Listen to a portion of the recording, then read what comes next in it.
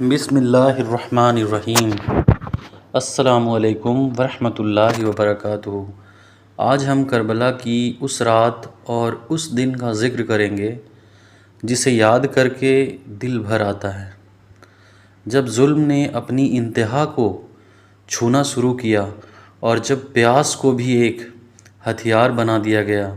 یہ ہے 7 محرم 61 ہجری، کربلا کا ماحول۔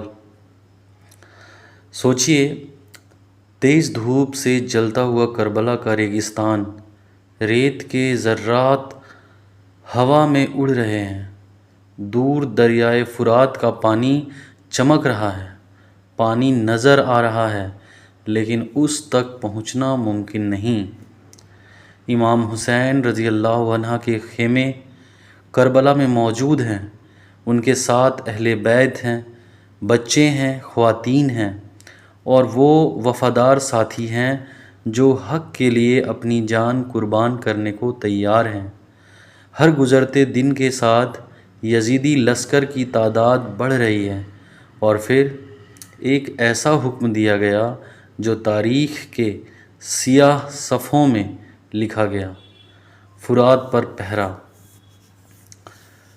مشہور تاریخی روایت کے مطابق یزیدی لشکر کو حکم دیا گیا کہ امام حسین رضی اللہ عنہ اور ان کے ساتھیوں کو فرات کے پانی تک پہنچنے نہ دیا جائے۔ سپاہی فرات کے کنارے تعینات کر دیے گئے۔ اب پانی نظر تو آتا تھا لیکن ہاتھ نہیں لگ سکتا تھا۔ سوچئے، ریگستان کی گرمی، تیز دھوپ اور پانی پر پہرا، یہ صرف جنگ نہیں تھی، یہ انسانیت کا امتحان تھا۔ خیموں میں پیاس، دن گزرتا گیا،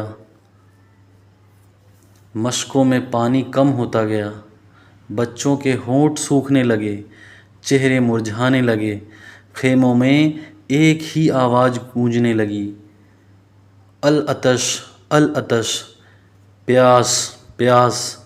ماؤں کے دل ٹوٹ رہے تھے لیکن وہ اپنے بچوں کو تسلی دے رہی تھیں۔ بچے اپنی ماؤں سے پوچھتے: امی، پانی کب ملے گا؟ اور ماؤں کی آنکھوں میں آنسو آ جاتے۔ امام حسین رضی اللہ عنہ کا صبر۔ ایسی سخت گھڑی میں بھی امام حسین رضی اللہ عنہ کے چہرے پر سکون تھا، گھبراہٹ نہیں تھی، شکایت نہیں تھی، صرف اللہ پر بھروسہ تھا۔ وہ اپنے ساتھیوں کو تسلی دیتے، انہیں صبر کی تلقین کرتے اور یاد دلاتے کہ اللہ سب دیکھ رہا ہے۔ کربلا کا سب سے بڑا پیغام یہی ہے: جب دنیا کے سارے دروازے بند ہو جائیں تو اللہ کا دروازہ کھلا رہتا ہے۔ حضرت عباس رضی اللہ عنہ کی ذمہ داری۔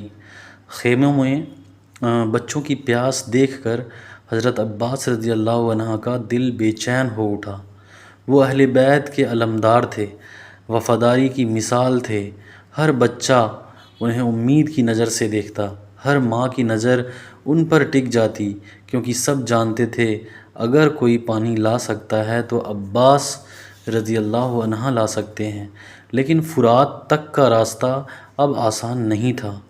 ہر طرف پہرا تھا، ہر طرف نگرانی تھی۔ کربلا کی رات اتر گئی، ریگستان پر خاموشی چھا گئی، لیکن امام حسین رضی اللہ عنہ کے خیموں میں عبادت کی آوازیں آ رہی تھیں۔ کوئی قرآن پڑھ رہا تھا، کوئی دعا کر رہا تھا، کوئی سجدے میں گرا ہوا تھا۔